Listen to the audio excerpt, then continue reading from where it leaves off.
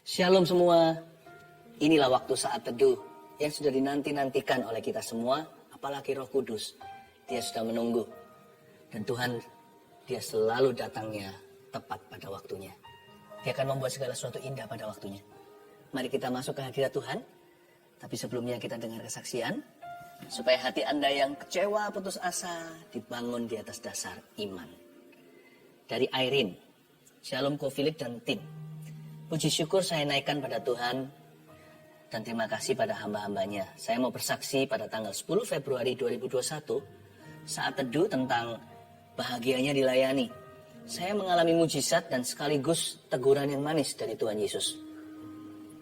2 hari sebelumnya, saya alami sesak nafas dan sakit di dada.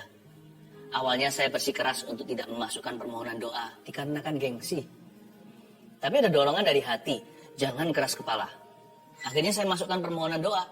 Dan saat penyembahan, saya merasa badan saya panas dan ringan. Tanpa terasa, sesak saya hilang dan sampai hari ini tidak kambuh lagi. Terpujilah Tuhan dan tamparan manis dari Tuhan Yesus melalui khotbah Ko Philip tentang orang yang sudah nggak pelayanan. Atau orang yang sudah lama tidak pelayanan lagi. Saya merasa itu saya. Saya akan pelayanan lagi setelah ini. Puji Tuhan. Itu juga sebuah mujizat perubahan ketika hati berbalik kepada Kristus. Dan jangan gengsi ya, kalau Anda mau masukkan di live chat permohonan doa, tim kami sudah menunggu. Bukan manusia, nanti Tuhan yang dengar doa kita dan menjawabnya dengan cara yang ajaib. Aurelia, saya wanita berumur 30 tahun dan mengidap tumor payudara di sebelah kiri dan sebelah kanan. Tumor saya tumbuh hingga sebesar telur ayam di sebelah kiri, dan di sebelah kanan masih kecil, sekecil kelereng. Saya mencoba untuk menjalani berbagai macam pengobatan agar sembuh dari tumor tersebut. Dokter menyarankan untuk saya melakukan pembedahan atau operasi pengambilan tumor yang bersarang di payudara saya. Karena ketika saya merasa kesakitan, sakitnya sampai tembus ke punggung. Secara pribadi saya nggak cukup siap untuk melakukan operasi. Waktu saya mengikuti saat teduh 13 Februari 2021, Pastor Philip bernubuat bahwa ada seorang perempuan mengidap penyakit tumor di kanan dan juga di kiri. Saya imani bahwa yang pastor doakan itu adalah saya. Puji Tuhan, saat saya cek mamografi, tumor di kedua payudara saya hilang entah kemana. Tanpa saya harus menjalankan operasi. Hingga tim medis yang memeriksa saya keheranan dengan apa yang terjadi pada saya. Haleluya, Tuhan begitu baik dan sudah sembuhkan penyakit saya. Haleluya. Olivia, saya mau berbagi kesaksian. Baru beberapa bulan ini saya mengikuti saat teduh Pastor Philip di YouTube sambil mendoakan pemulihan rumah tangga saya. Bulan Desember sampai Januari saya mengalami batuk tidak kunjung sembuh sampai membuat suara saya hampir hilang. Pada saat saya mendengarkan khotbah Pastor Philip, seperti biasa saya mendoakan pemulihan rumah tangga, tapi Pastor Philip mengatakan ada seorang yang batuk sudah berbulan-bulan gak sembuh-sembuh karena perkataannya. Dan ketika itu juga Tuhan sembuhkan. Saya aminkan itu kesembuhan untuk saya. Dan bila saya salah dalam berkata-kata yang tidak saya sadari, saya minta ampun saat itu juga. Puji Tuhan, tidak lama kemudian batuk saya sembuh dan suara saya kembali pulih. Tuhan Yesus memang luar biasa. Dan saya masih berharap untuk sebuah mujizat Tuhan bagi rumah tangga saya agar dipulihkan. Saya yakin dan percaya Tuhan Yesus akan turun tangan. Tuhan itu gak setengah-setengah jalan. Kalau Tuhan bekerja, nantikanlah. Kalau berlambat-lambat, Tuhan tidak akan pungkiri janjinya. Kalau Tuhan menguji iman kita, mari kita tetap percaya kepadanya. Sebab kalau Tuhan memulai pekerjaan yang baik di antara kita, Tuhan sanggup menyempurnakan dan menyelesaikannya. Dimulai dengan ini. Masuk aja ke dalam hadirat Allah dan belajar berserah. Sebab segala sesuatu pasti indah pada waktu Tuhan. Jangan hati kita kecewa. Mari pejamkan hati kita, mata kita maksud saya. Dan kita buka hati kita lebar-lebar. Mari masuk ke dalam hadirat Allah. Mari menyembah. Ku nantikan janji Allah digenapi dalamku. Ku harapkan yang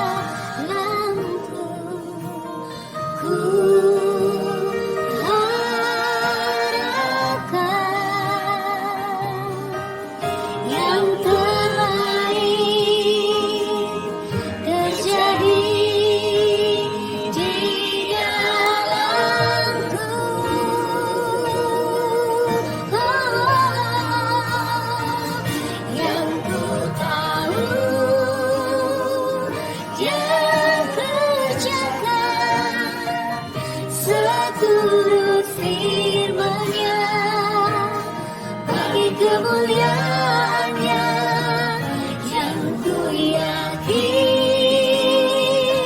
Dia sediakan seturut kasih-Nya bagiku yang ku tahu. Dia kerjakan seturut firman-Nya, bagi kemuliaan-Nya yang ku yakin.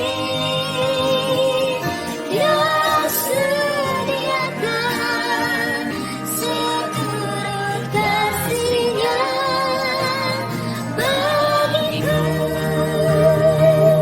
yang ku tahu. Dia kerjakan seturut firman-Nya, bagi kemuliaan-Nya yang ku yakin. Dia sediakan seturut kasih-Nya bagiku yang ku tahu. Dia kerjakan seturut firman-Nya, bagi kemuliaan-Nya yang ku yakin.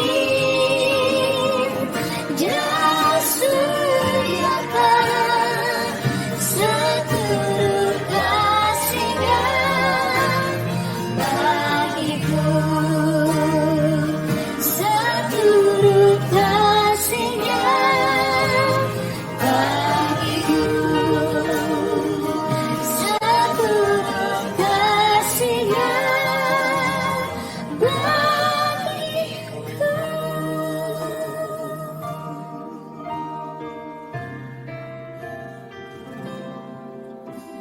Tuhan, ku percaya rencana-Mu indah, walau saat ini tak ku mengerti.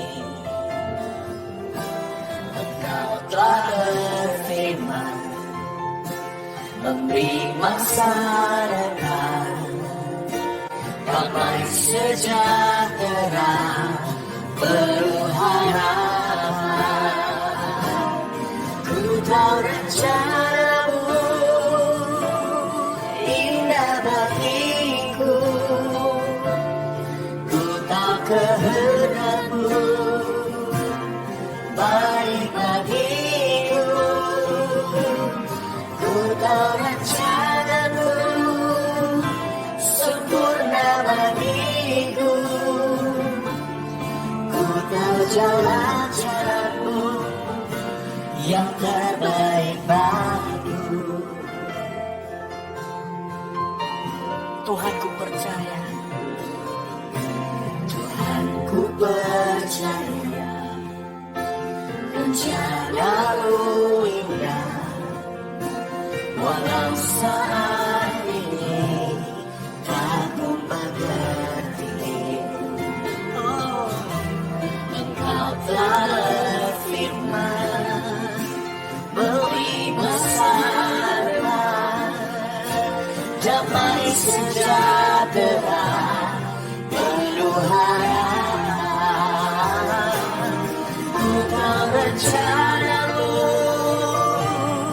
indah bagiku, ku tahu kehendak-Mu baik bagiku, ku tahu rencana-Mu sempurna bagiku,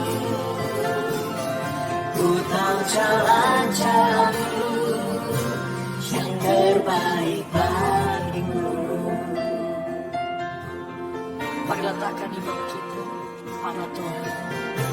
Tuhan, ku percaya, oh, rencana-Mu indah, walau saat ini tak ku mengerti. Engkau telah berfirman, memberi masa depan, damai sejahtera, penuh harapan. Ku tahu rencanamu indah bagiku, ku tahu kehendakmu baik bagiku, ku tahu rencanamu sempurna bagiku, ku tahu jalan-jalanmu yang terbaik bagiku, ku tahu rencanamu indah bagiku, ku tahu kehendakmu baik bagiku, ku tahu rencanamu sempurna bagiku,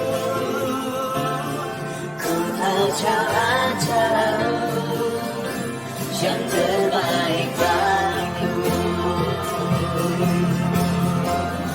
Ku tahu rencanamu Bapa, ku tahu rencanamu indah bagiku, ku tahu kehendakmu baik bagiku, ku tahu rencanamu sempurna bagiku, ku tahu jalan-jalanmu yang terbaik bagiku, ku tahu jalan-jalanmu yang terbaik bagiku, ku tahu jalan-jalanmu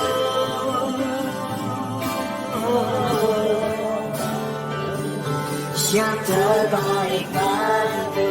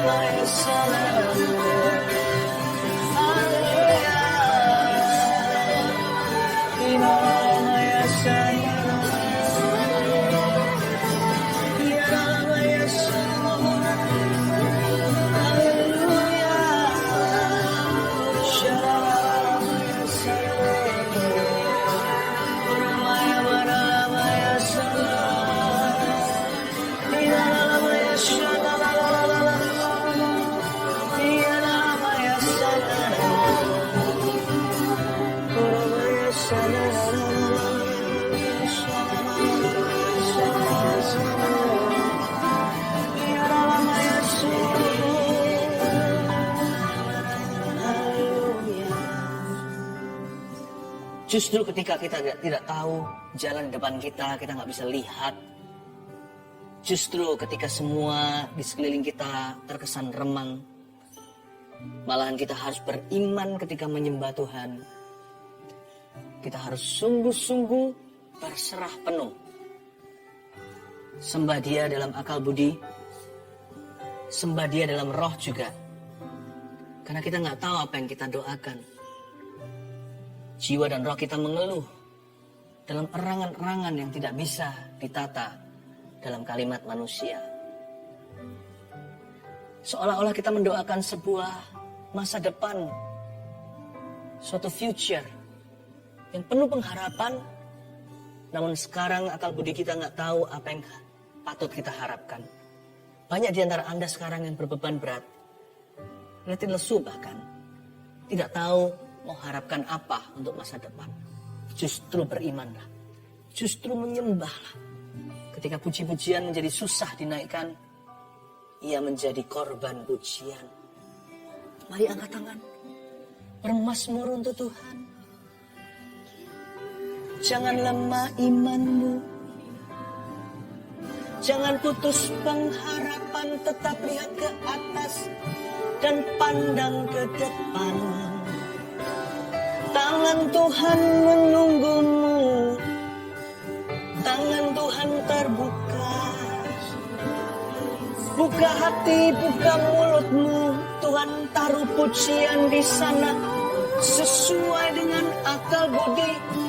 Namun dalam misteri rohnya, dalam erangan dan seruan yang tak dapat dibendung dalam kata dan kalimat yang dapat dipahami manusia, bermazmurlah dari hati yang halus.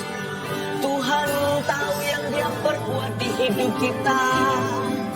Dia tak pernah terlambat. Sekalipun terkesan datangnya telat, janji itu belum genap. Mari kita semua angkat tangan, kita sembah sebatas worship Him.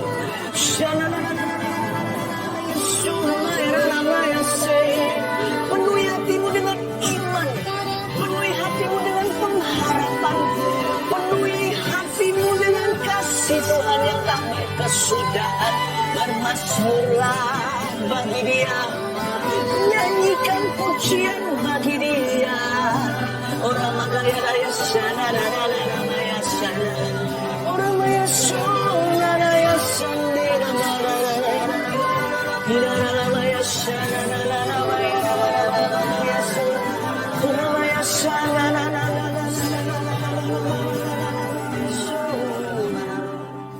Haleluya. Ku tahu jalan-jalanmu yang terbaik bagiku. Ku tahu jalan-jalanmu yang terbaik bagiku. Sampaikan sabdamu, Roh Kudus berbicara kepada setiap telinga, setiap hati, dalam hikmat, marifat, dalam pengajaran yang sehat. Sembunyikan hambamu ini di balik salib Yesus. Dalam nama Yesus. Haleluya. Amin. Siapkan hati, siapkan Alkitab Anda terutama, dan juga catatan untuk menulis rema-rema dari Tuhan. Tapi karena ini akhir pekan, saya ingatkan besok kita ibadah online masih ada. Meskipun onsite di gereja kami sudah jalan. Anda lihat di depan sana gms.church/streaming. Jangan lupa untuk mengisi hati Anda dengan hadirat Tuhan dan firman. Dan kita menggenapi firman Tuhan dengan memanfaatkan hari Sabat atau hari libur bersama kita untuk mencari wajah Allah. Catat judulnya hari ini adalah Tuhan tidak pernah terlambat. Melanjutkan dari minggu lalu, tetap di perikop yang sama. Bukan dari minggu lalu, dari hari Rabu kemarin maksudnya, saat teduh yang sebelumnya. Saya masih bicara di perikop yang sama, cerita tentang Lazarus dibangkitkan. Betapa kaya kejadian ini. Ada banyak sekali prinsip-prinsip sorgawi yang kita bisa pelajari. Ada banyak iman yang bisa tertular dalam diri kita. Ada banyak mujizat yang akan segera terjadi asal hati kita percaya. Tapi mari kita yakini dulu bahwa Tuhan kita nggak pernah terlambat. Sekalipun 4 hari Dia datang telat, Tuhan Yesus tetap tidak terlambat.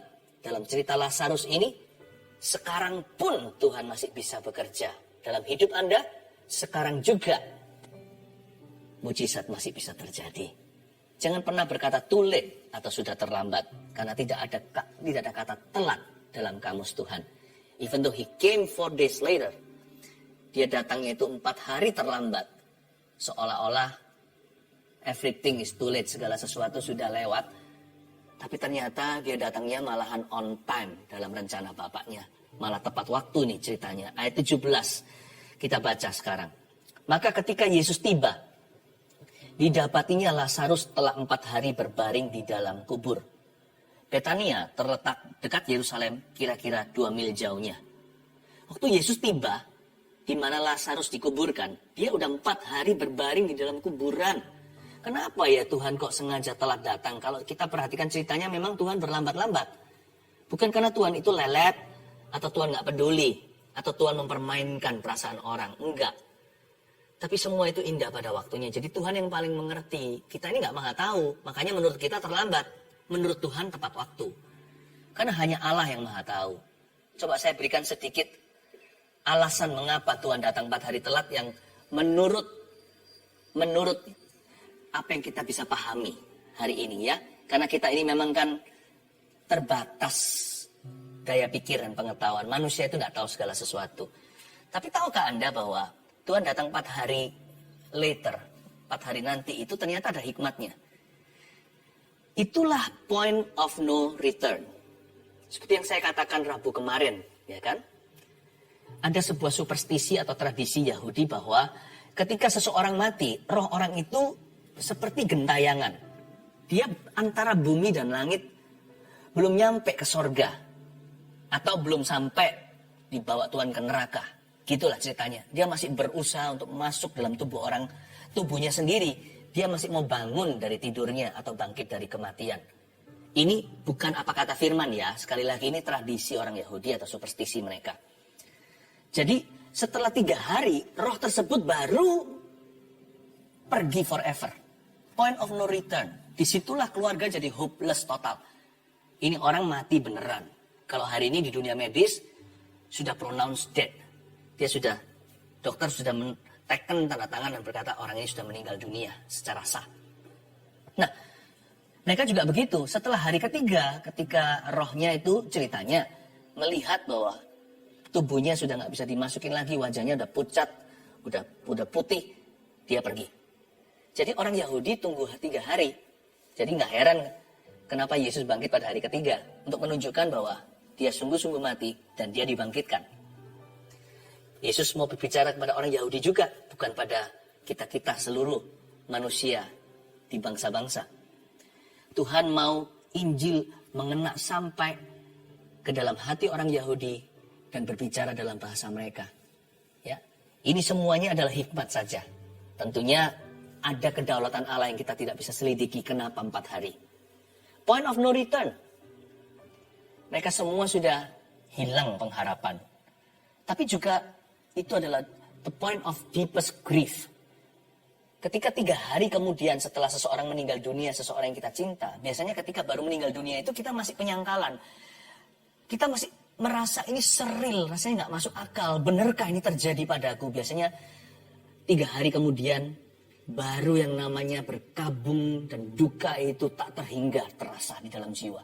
Ketika kita tiba-tiba seperti sadar, seperti kita itu menyadari orang yang kucinta sudah mati.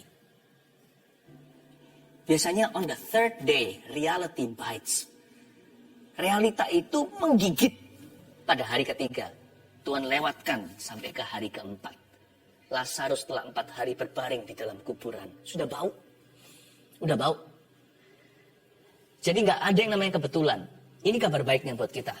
Mujizat yang Tuhan lakukan, sekalipun nampaknya telat atau terlambat, ketika Tuhan nanti laksanakan di hidupmu, adalah sebuah mujizat yang nggak bisa disangkali. It is God's doing, atau pekerjaan tangan Tuhan, tidak dibantu orang. Dan itu juga bukan kebetulan, karena di dalam kamus Tuhan bukan hanya tidak ada kata terlambat, juga tidak ada kata kebetulan di dalamnya. God wants to do something real in you. Sesuatu yang nyata di dalam hidupmu. Nah, sekarang di ayat 19 bunyinya. Di situ banyak orang Yahudi telah datang kepada Marta dan Maria untuk menghibur mereka berhubung dengan kematian saudaranya. Ketika Marta mendengar bahwa Yesus datang, ia pergi mendapatkannya. Marta langsung lari. Ini si Meme. Marta ini adiknya Maria. Ya, Maria itu taciknya. Tapi kita nggak tahu apakah Lazarus itu anak tertua atau anak termuda. Si sulung atau si bungsu. Pokoknya sulung atau bungsu, kehilangan mereka terasa banget. Kalau kehilangan adik yang paling kecil kan kehilangan baby in the family. kehilangan koko yang paling tua, kan kehilangan tudung rasanya.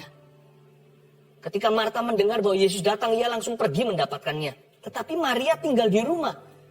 Maria sebagai taje, sebagai cici yang paling tua, dia betul-betul terpukul sekali. Dia tinggal di rumah, ini seperti suatu postur berduka. Dia nggak berkutik, dia nggak bisa, nggak kepingin kemana-mana lagi. Hatinya gelisah setengah mati. Kayaknya mau mati sama si Lazarus, kalau bisa ikut di kuburan bersama dengan dia. Ayat 21.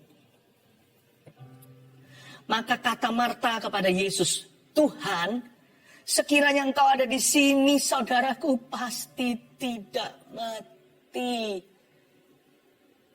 Coba perhatikan kalimat ini. Tuhan, sekiranya engkau ada di sini, saudaraku pasti tidak mati.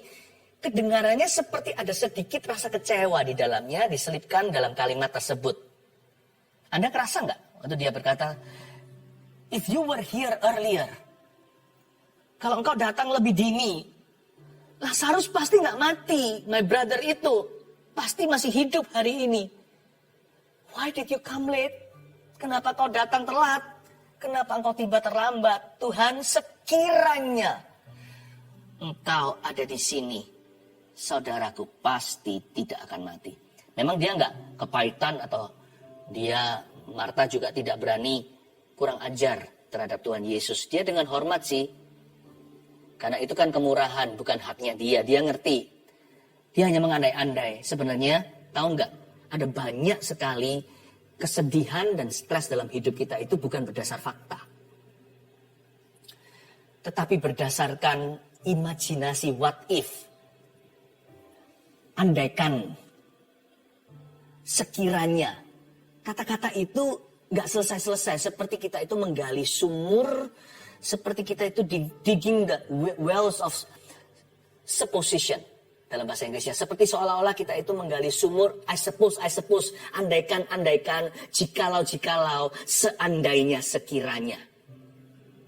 Orang yang selalu pola berpikirnya itu begitu. Dia akan selalu minum dari sumur yang dia gali itu. Sumur seandainya. Sumur sekiranya itu selalu dia akan minum air penyesalan. Selalu dia akan minum pahitnya sesal hati. Jangan gitu ya pola pikirnya ya. Look forward, look upward, lihat ke atas, lihat ke depan. Seandainya atau sekiranya itu tidak ada akhirnya atau tidak ada akhir kata. Seandainya dan sekiranya itu tidak ada tutup kalimatnya. Jadi jangan pernah Anda terpancing untuk berkutat di sana. Pikiran Anda terfokus ke situ. Kepada imajinasi yang tidak kudus. Andaikan.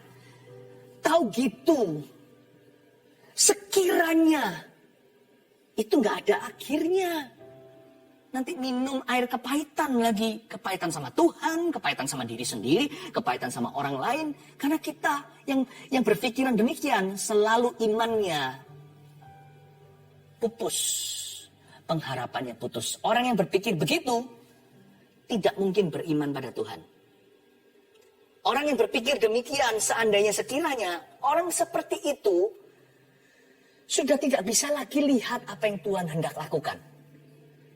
Karena dia menoleh ke belakang, lihat ke masa lalu. Dan yang dia harapkan adalah andaikan dia bisa ubah sesuatu di belakang situ. Orang begitu, salah fokus, gagal fokusnya. Bukan lagi pada Tuhan dan pada firman. Orang seperti itu mati janji. Jangan begitu ya. Tuhan sekiranya itu percuma. Tetapi kalimat ini juga tidak menyinggung Yesus. Marta itu hanya menjadi seorang yang sangat manusiawi. Dia berkata, Tuhan kalau engkau ada di sini. Itu pengertiannya sendiri. Dia pasti gak akan mati. Tahukah Marta? Oh juga begini saya ingin ngomong sama Anda. Bukan hanya Marta. Tahukah Anda dan saya?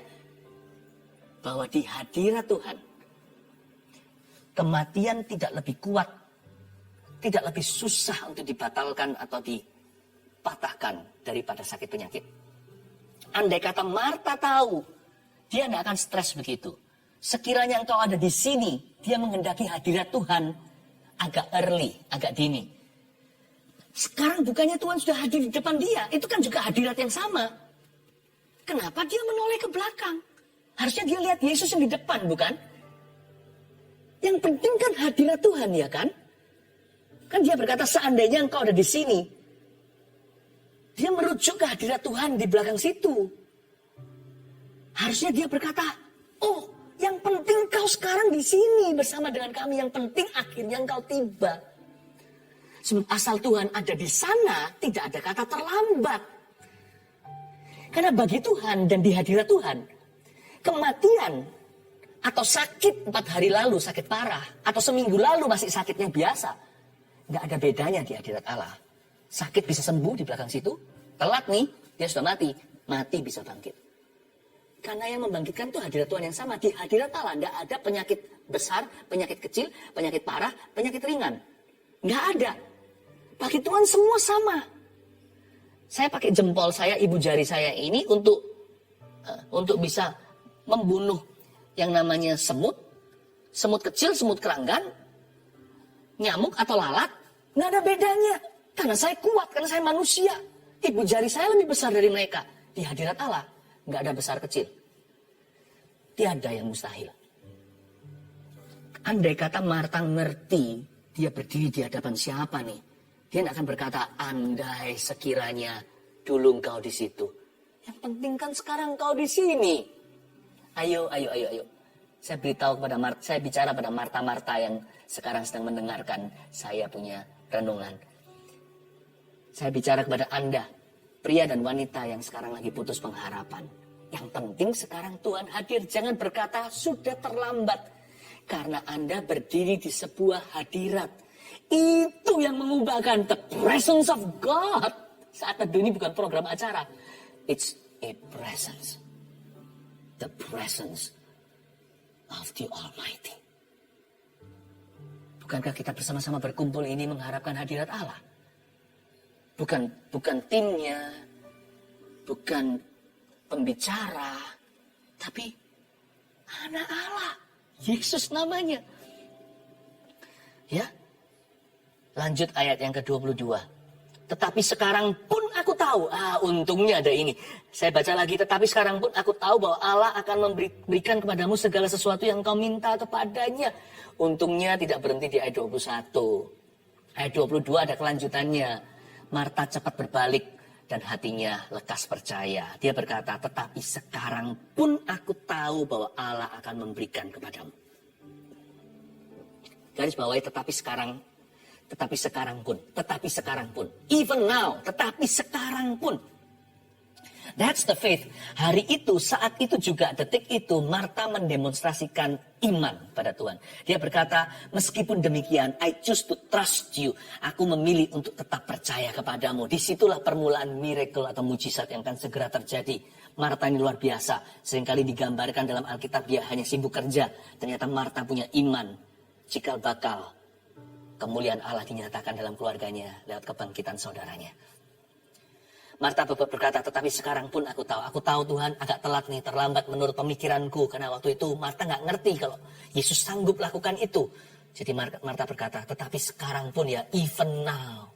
Sekarang pun, imannya nggak gede. Dia nggak berkata, sekarang pun Lazarus akan bangkit. Dia nggak berkata demikian. Dia hanya berkata, tetapi sekarang pun somehow miracle will still happen. Mujizat pasti masih akan terjadi. Tapi sekarang pun. Garis bawahi. Jadikan itu imanmu hari ini ya, apapun yang Anda lalui. Tetapi sekarang pun. Selalu bicara pada diri sendiri. Soul talk atau bicara pada jiwa. Tetapi sekarang pun, hai Philip Mantova, panggil namamu sendiri. Tetapi sekarang pun, hai Jeffrey. Tetapi sekarang pun, hai Sylvie. Tetapi sekarang pun, hai Henry. Even now. Tetapi sekarang pun, Tuhan masih akan melakukan sesuatu. Orang yang punya iman seperti ini, even now, biasanya doanya lebih singkat. Saya tidak berkata waktu saat teduh ya. Waktu saat teduh biar di fix, supaya ada disiplin rohani. Nggak hanya saat teduh begini, tapi saat teduh pribadi. Tapi maksud saya ketika kita itu meminta sesuatu, atau ketika kita mengklaim sesuatu, lebih singkat kalau kita punya iman seperti Marta, tetapi sekarang pun. Kenapa? Karena kita pasti akan mengeliminasi semua keraguan kita. Kalau kita bisa berkata, even now God will work, tetapi sekarang pun Tuhan akan bekerja. Yang tereliminasi adalah semua keraguan kita. Kebanyakan doa kita itu isinya karbohidrat. atau lemak bahkan, bukan protein. Isinya itu berlebihan di keraguan, kebimbangan. Tuhan, apa bisa? Aduh Tuhan, adunya lebih banyak daripada ya dan amin. Andai kata orang punya iman kayak gini, doanya pasti powerful. Dan akan ada great power, ada kuasa besar dalam iman yang bisa memindahkan gunung. Hari itu Marta menemukan sebuah rahasia, memindahkan gunungnya. Even now, atau tetapi sekarang pun, Tuhanku akan bekerja. Ayat 23. Kata Yesus kepada Marta, saudaramu akan bangkit. Marta mestinya senang dong. Tapi Marta belum mengerti maksud Yesus. Kata Marta kepadanya, ayat 24, aku tahu sih. Gitu ya kira-kira, aku tahu bahwa ia akan bangkit pada waktu orang-orang bangkit pada akhir zaman. Marta ngomong, ya aku tahu, aku ngerti bahwa akan terjadi kebangkitan nanti. Di akhir zaman, ketika kiamat, begitulah bahasa duniawinya. Ketika Tuhan datang. Itu is a distant resurrection atau kebangkitan yang masih jauh. Tapi yang maksudnya Tuhan di sini kali ini adalah mujizat akan terjadi hari ini. Dia kira nanti suatu hari. Ya Tuhan, nanti akan terjadi pada akhir zaman. Jawab Yesus. Ini ayat 25. Akulah kebangkitan dan hidup. Barang siapa percaya kepadaku, ia akan hidup walaupun ia sudah mati. Ini kayaknya nggak nyambung deh. Marta sama Tuhan Yesus ngomongnya itu beda level. Marta bilang ia ngerti nanti suatu hari akan terjadi kebangkitan. Dia berkata, ya aku bisa nerima lah, aku tidak akan kecewa. Tapi Tuhan mau bawa dia mengalami mujizat now, sekarang. Yang satu bicara tentang a distant resurrection, yang satu berbicara tentang an immediate resurrection. Yang satu bicara tentang kebangkitan yang akan datang, ini kebangkitan sekarang. Nah, jawaban Yesus ini tidak menuju ke waktu, padahal mereka bicara tentang timing. Jawab Yesus, akulah kebangkitan. Dia mengarahkan semua perhatian kepada siapa dirinya. Ini luar biasa loh. Yesus tidak berkata, iya, aku akan bangkitkan. Dia berkata, hehe, Marta, sebentar. Pause. Time out. Dia berkata, akulah kebangkitan. Look at me, lihat aku. Akulah kebangkitan, kata Tuhan. Ini hadirat Tuhan. Akulah kebangkitan. Ini powerful sekali, ini luar biasa. Yesus tidak berkata, aku punya kuasa kebangkitan. Dia tidak berkata demikian. Dia juga tidak berkata, nanti aku berdoa pada Bapak akan membangkitkan. Dia tidak berkata demikian. Dia berkata, akulah semua itu. Sejujurnya, akulah kebangkitan itu. Itulah sebabnya orang yang punya Yesus punya kebangkitan. Orang yang kenal Yesus kenal kebangkitan.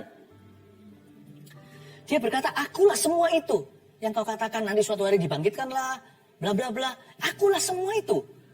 Jadi gini loh Marta. Tuhan mulai negosiasi dengan dia. Suatu hari cepat lambat, Lazarus toh harus dibangkitkan oleh saya. Apakah sekarang lebih susah membangkitkan dia daripada nanti di akhirat? Mana lebih susah menurut kamu? Aku bangkitkan now atau later? Toh cepat lambat, semua mereka termasuk kamu nanti otomatis akan aku bangkitkan. Aku yang membangkitkanmu nanti. Everyone will be resurrected by me, kata Tuhan Yesus. Jadi sekarang aku memberimu satu bonus. Aku bangkitkan sekarang aja ya. Meskipun dia akan mati lagi, tapi tak bangkitin hari ini. Wow, itu rasanya mujizat di depan mata. Tuhan itu baik ya. Ternyata mujizat terjadi bukan karena Marta itu imannya sempurna, tapi karena Tuhan itu panjang sabar sama orang gak beriman seperti kita, seperti Anda dan saya. Ayat yang ke-26. Dan setiap orang yang hidup dan yang percaya kepadaku tidak akan mati selama-lamanya. Hah? Bukankah kita semua akan meninggal dunia? Ini ayat maksudnya apa? Setiap orang yang percaya sama Yesus nih, nggak akan mati selama-lamanya. Ini maksudnya begini loh. Maksudnya, orang-orang yang sudah percaya sama Tuhan Yesus, we can only fear dying, not death itself. Kita mungkin, nggak semua juga sih, tapi mungkin kita bisa takut prosesnya mati. Prosesnya kematian. Ya kan? Beberapa orang yang sakit harus melalui penderitaan. Ada juga orang yang proses kematiannya itu kurang mengenakkan. Ada juga yang kecelakaan. Ya kita nggak imani yang demikian. Tapi kan kita nggak tahu hidup ini. Kita harus selalu siap sih ketemu dengan juru selamat kita. Ketemu dengan yang maha kuasa. Ya kita bisa worry. Itu manusiawi sih. Akan proses kematian itu sendiri. Tapi kita nggak usah takut lagi akan kematian itu sendiri. Siapa nggak takut sih kalau naik pesawat terus jatuh gitu? Kalau apalagi orang yang takut ketinggian, kita nggak imani loh ya sekali lagi. Tetapi kematian itu sendiri tidak mengerikan. Karena bagi orang yang sudah percaya sama Yesus dan hidupnya di dalam Dia, death, kematian itu bukan lagi killer, tapi usher. Tahu nggak? Kematian itu bukan lagi killer atau pembunuh, pembinasa. Kematian itu bukan lagi teror. Bagi orang yang belum percaya Yesus, kematian adalah permulaan teror. Tapi bagi orang yang percaya Yesus, kematian adalah akhir teror. Hidup di dunia ini penuh teror. Tapi bagi orang yang di luar Yesus, permulaan teror itu has just begun. Baru ronde 1.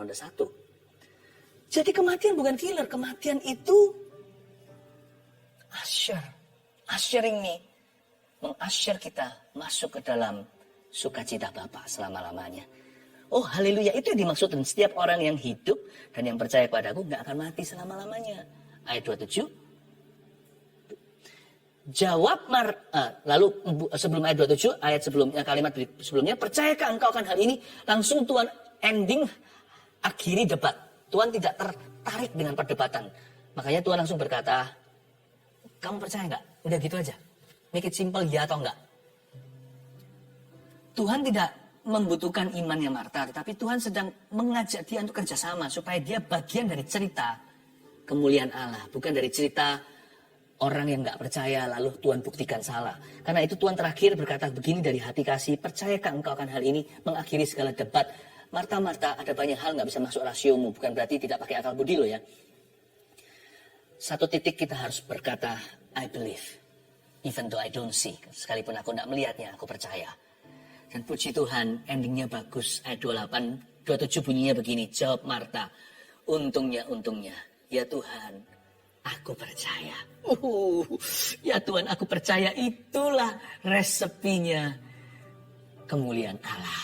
Bahwa engkaulah Mesias anak Allah, dia yang akan datang ke dalam dunia. Lalu tak lama kemudian, bangkitlah Koko atau adiknya si Lazarus itu. 3 poin sederhana saya berikan kepada Anda. Dari rangkuman yang kita bahas ayat per ayat, Tuhan gak pernah terlambat. Oleh karena itu ini aplikasinya. 1, hati jangan lekas kecewa. Katakan pada dirimu sendiri, siapa tahu mujizat masih akan terjadi. Siapa tahu sebentar lagi. Jadi jangan lekas-lekas kecewa. Hati itu jangan gampang berkata, aku kecewa sama Tuhan. Karena Tuhan kita tidak pernah terlambat. Sekalipun dia datang telat. Sekalipun dia kelihatannya terlambat. Tapi Tuhan itu ngerti. Dia tahu tradisi, dia tahu superstisi, dia ngerti seluk-beluk hati. Dia tahu apa yang terbaik bagi Anda dan saya. Dia gak hanya memberi kita secara fisik. Dia memperhatikan nilai iman kita. Yang pasti Allah kita tidak pernah terlambat. Jadi hatimu jangan lekas kecewa. 2. Iman jangan mudah goyah. Pengakuan imanmu itu jangan dilepaskan. Terus diakui di mulutmu, terus diyakini di hati. Sebab dengan hati kau percaya, dengan mulut kau mengaku. Jangan lepas. Sebenarnya berkata, I believe in you, ya Tuhan, aku percaya. Lalu kemudian berkata, aku percaya dapat apa? Mana Tuhan kok gak dengar doa? Jangan diubah, jangan pelin-pelan di lidah. Iman itu jangan mudah goyah. Tapi Pastor Philip, kalau kita iman ini gak terjadi gimana? Oke, saya kasih resep ininya ya, backupnya ya. Ini pun bukan backup iman sih. Ini evolusi iman. Jika nggak terjadi mujizat itu bagaimana? Anda ingat surat Paulus nggak? Dia berkata bagaimana? Dia berkata begini, maka tertinggallah ketiga hal ini. Iman, pengharapan, dan kasih. Persis itu kronologinya. Maka tinggal ketiga hal ini. 1 Korintus 13 tepatnya. Iman, pengharapan, dan kasih. Dan yang terbesar diantaranya ialah kasih. Oke, saya ajak kita matematika. Evolusi iman seperti apa? Jikalau iman kita itu nggak goyah, tapi nggak terjadi yang kita imani, biasanya kita downgrade, seolah-olah downgrade nih. Kita silang iman, tinggal pengharapan. Kita berharap ya, semoga Tuhan menggantikan, atau semoga Tuhan masih kabulkan, iya kan? Tapi kalau masuk surga jangan semoga-semoga, itu kepastian. Keselamatan itu blessed assurance atau keyakinan. Saya bicara tentang janji-janji yang sementara, yang sifatnya di dunia ini, flesh and blood, darah dan daging. Kalau iman jatuh satu level, itu ke pengharapan. Lalu jatuh satu level lagi, pengharapan kita nggak terjadi nih. Biasanya akan jatuh di level terendah. Itulah bottom rock atau itulah batu karangnya. Kasih tanpa syarat. Malahan Paulus berkata yang terbesar malahan kasih itu. Iman mujizat, pengharapan mengharapkan. Semoga masih bisa terjadi. Kasih. Kita bisa berkata Tuhan memberi, Tuhan mengambil, terpujilah nama Tuhan. Itu karena kasih Tuhan dalam diri kita yang tak putus-putusnya. Jadi sebenarnya jangan takut. Kalau beriman ngejos saja. Saya kalau beriman 100%. Saya kalau doain orang sakit saya 100%. Sembuh gak sembuh, saya bukan Tuhan. Tapi kalau saya beriman 100%. Tidak 99 loh ya. Kalau orang itu sakit tambah parah, gak usah diimani, pasti lebih parah. Kalau masalah rumah tangga yang berantakan kita biarkan juga pasti akan semakin kronis, semakin toksik. Ngapain saya berdoa kalau saya gak beriman? Biarin aja. Itu bukanlah, syukur tidak mengubah keadaan. Syukur mengubah Anda yang bersyukur di dalamnya. Tetapi iman yang mengubah, iman yang mengalahkan dunia. Kalau saya beriman, baik itu kondisi emosi, kondisi spiritual, kondisi peperangan rohani, rumah tangga, sakit penyakit, pekerjaan, terobosan keuangan, terobosan karir seseorang, atau perubahan hidup, perubahan situasi, perubahan keadaan, penyataan Allah, jawaban doa. Kalau saya beriman full gear, tancap gas. So saya gak takut kecewa. Kalau iman saya itu murni dari firman, saya di downgrade pun masih ke pengharapan. Di downgrade lagi saya masih punya kasih. Saya gak akan pernah kecewa sama Tuhan. Kasih itu gak bisa kecewa. Jangan begini, takut beriman. Kenapa? Nanti kalau gak kejadian gimana? Itu orang WO atau kalah sebelum pertempuran. Itu orang yang keluar dari gelanggang pertandingan. Belum lap pertama.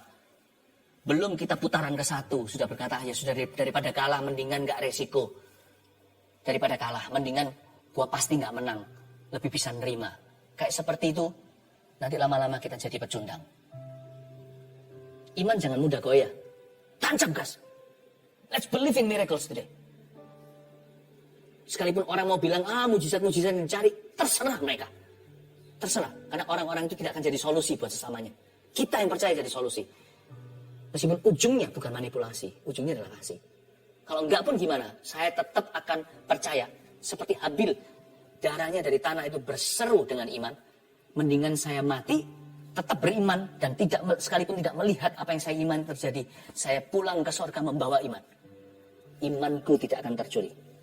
Terjadi atau tidak terjadi apa yang kuimani, aku tetap akan beriman. Karena imanku pada firman Tuhan. Tuhan berkata, dia Yehova Rafa, I believe in healing. Saya percaya dalam kesembuhan. Tuhan berkata, Yehova Jireh, Allah yang menyediakan atau Allah yang mengadakan, saya percaya kepada pemeliharanya.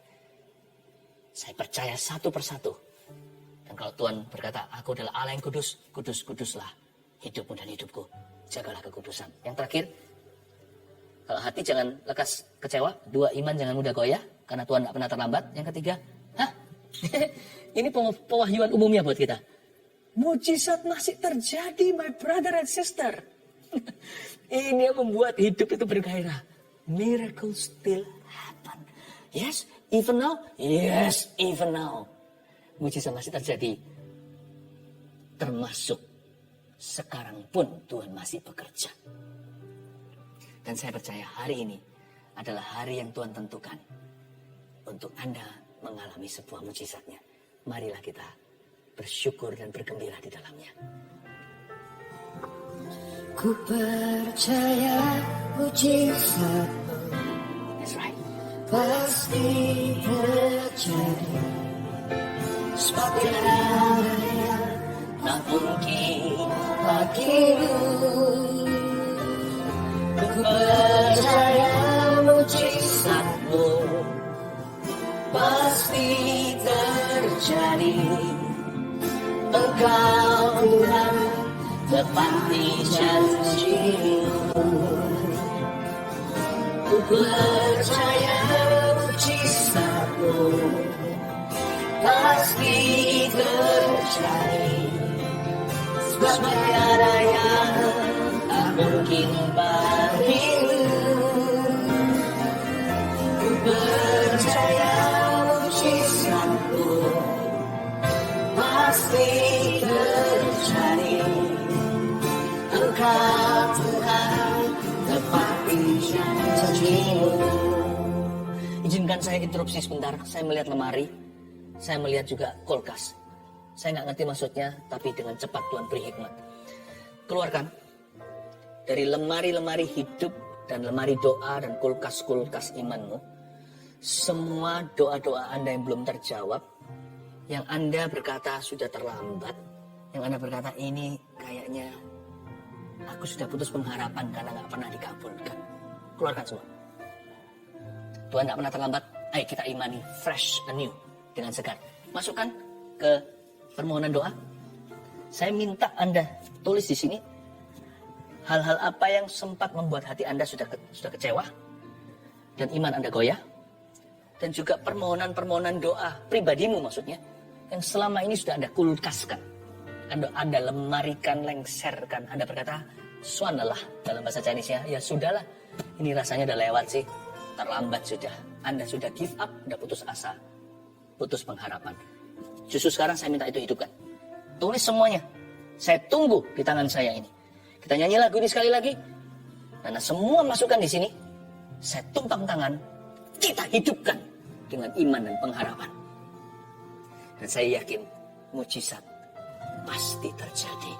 Haleluya. Ku percaya mujizatmu pasti terjadi. Sebab tiada yang tak mungkin bagimu. Ku percaya mujizatmu pasti terjadi.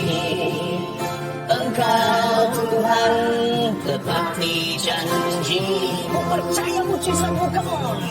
Ku percaya Mujizatmu. Mari kita tancap gas iman kita. pasti terjadi. Sebab tiada yang tak mungkin bagimu. Ku percaya mujizatmu pasti terjadi. Engkau Tuhan tepati janjimu. Engkau Tuhan tepati janjimu. Tepati janjimu. Katakan dengan iman sekali lagi. Engkau Tuhan tepati janjimu. Saya ajak kita 100% beriman pada Tuhan. Mari kita semua ulurkan tangan ke depan. Inilah permohonan-permohonan doamu. Saya tumpang tangan di dalam nama Yesus Kristus. Oh haleluya. I'm having faith with all my friends here. Dengan seluruh jemaat yang terkasih. Keluarga besar saat teduh bersama ini. Kami beriman 100%. Bukan 99 ya Tuhan. Iman kami pasti lebih gede dari biji sesawi. Terima kasih Tuhan. Hamba berdoa untuk semua pakaian usang harapan mereka yang pupus ini. Kau hidupkan sekarang di dalam zaman. Dalam nama Yesus, the era of their miracles has come. Era mujizat mereka telah tiba. Sekalipun tidak satu persatu bisa dinubuatkan atau hikmat marifat, tidak satu persatu hamba bisa ucapkan. Puluhan ribu orang soalnya. Ribuan saat ini doa sedang masuk ke sini. Tuhan tilik satu persatu melebihi hikmat marifat dan nubuat. Tuhan jamah every miracle I do not mention. Mujizat yang tidak sekarang kuucapkan ya Tuhan. Di dalam acara ini. Tuhan kerjakan dengan limpahnya. Dalam diri orang yang percaya. Dalam nama Yesus Kristus. Haleluya. Turunkan tangan. Seorang Shanti. Namanya Shanti. Roh Kudus ngomong begini. Anda sudah bertekad bulat untuk meninggalkan suami. Karena suami Anda terlalu bela orang tuanya sendiri. Bahkan terjadi kekerasan dalam rumah tangga. Something like that in your family. Roh Kudus berkata, no, don't go. Aku tidak akan sertai kalau engkau lakukan rencana itu. Tetapi jika engkau tinggal, aku Allah yang tidak terlambat sekalipun kelihatan telat. Akan kuubahkan, kata Roh Kudus. Rumah tanggamu yang berantakan itu, suamimu akan diubah oleh Kristus. Ada sesuatu yang drastis akan terjadi in your family. I don't know what. Tetapi itu akan mengubah segala haluan ini. Tuhan punya intervensi secara supranatural akan terjadi. Hai Shanti. Ada satu orang yang gusinya kok hitam gitu ya. Saya nggak tahu apa yang terjadi. Mungkin ada perokok berat kali. Hitam kayak busuk begitu. Ada banyak ulcer atau banyak seperti sariawannya. Saya nggak tahu penyakit apa. Dan paru-paru Anda ngeflek. Paru-paru Anda nggak bersih. Ada bercak-bercak setiap kali di foto. Berhentikan semua kebiasaan buruk itu dengan iman percaya. Aku sudah telat nih, sudah terlambat. Aku sudah sekian puluh tahun. Bisa dalam nama Yesus. Right now. Terimalah mujizat dari Tuhan Yesus. Di dalam namanya Roh Kudus bekerja. Dan lihat. Gusi Anda tiba-tiba akan berubah warnanya seperti merah, seperti darah begitu. Tetapi sebentar aja. Mungkin mengerikan untuk satu waktu. Tapi dengan lekas sekali akan kembali normal. Warna pink dan merah muda yang normal tersebut akan mulai muncul di gusimu. Dan paru-paru Anda bersih. Sejak sekarang aku mengucapkan dengan iman. Ku pindahkan semua gunung itu di dalam nama Yesus Kristus. Haleluya. Sebab tiada yang tak mungkin bagimu. Ku percaya mujizatmu pasti terjadi. Engkau Tuhan tepati janji-Mu. Engkau Tuhan tepati janji-Mu. Engkau Tuhan tepati janji-Mu. Terima doa berkat penggembalaan ya. Sama-sama kita angkat tangan. Receive this pastoral blessing. Berkat pastoral dari Allah Bapa, Putra dan Roh Kudus menyertaimu dari sekarang ini sampai selama-lamanya. Di dalam nama Yesus Kristus. Haleluya. Amin. Let's sing. Berdari lihat mata yang tak pernah didengar telinga, yang tak pernah timbul di dalam hati, semua disediakan bagi yang masih Dia.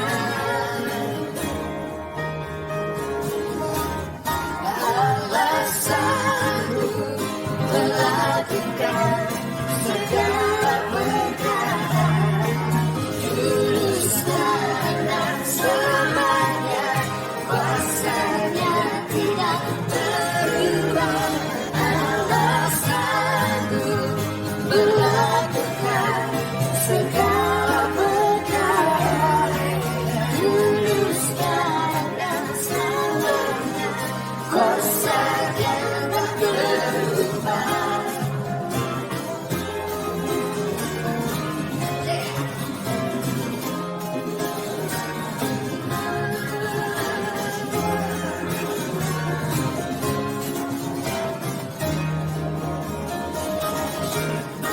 Apa yang tak pernah dilihat mata, yang tak pernah didengar telinga, dan tak pernah timbul di dalam hati, semua disediakan bagi yang kasih Dia.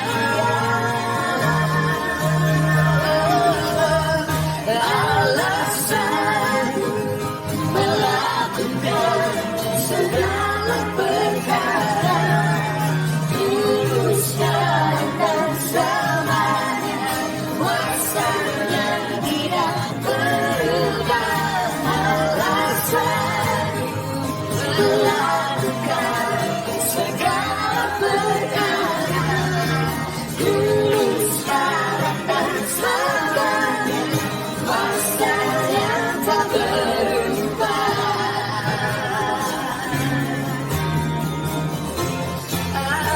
alasanku melakukan segala perkara, dulu, sekarang, dan selamanya. Kuasanya tidak berubah, alasanku melakukan segala perkara, dulu, sekarang, dan selamanya. Kuasanya tak berubah, dulu,